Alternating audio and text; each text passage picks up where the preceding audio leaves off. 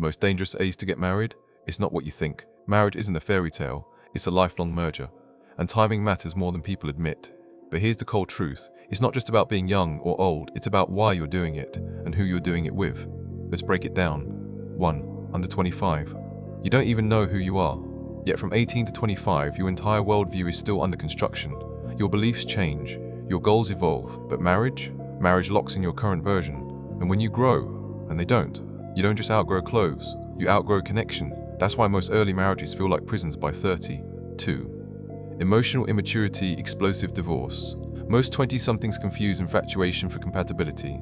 They think a good sex life equals a strong marriage, or that prayer and potential can fix a toxic bond. Wrong. What you need is conflict resolution, self-awareness, vision under stress, and if you haven't even mastered your own emotions, what makes you think you're ready to manage someone else's? 3. Marrying because you had to will haunt you later. Some people marry because they got pregnant, their parents threatened hell, or they just didn't want to live in sin. But forced unions don't create freedom, they create regret in slow motion. Marriage should be a choice, not a cover-up. If you're not choosing it with full clarity, you're signing up for a future you want to escape. 4. But wait too long, and the game changes again. After 35, something else happens. People become set in their ways, emotional flexibility drops, expectations become concrete, and the dating pool shrinks fast. Now you're no longer choosing love, you're choosing what's left, and that desperation, it shows. That's why most late marriages feel more like settlements than soulmates. 5. Sweet spot? Between 28 and 32. Why?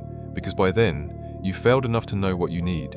You've seen what doesn't work, you've done enough healing, hopefully, and you still have time to build a legacy. This is the window where maturity and market value align.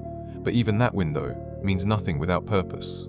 6. Your purpose must decide, not your age. Let's say it plain. If you don't know why you're getting married, don't. Not for age, fear, family, religion, loneliness, and definitely not because everyone else is doing it. Marriage is not a soft landing. If your foundation is weak, you'll build a disaster no matter how old you are. 7. Compatibility. Over calendar. Ask yourself, does this person align with my purpose? Do they expand my peace or drain it? Can we build something that outlives both of us?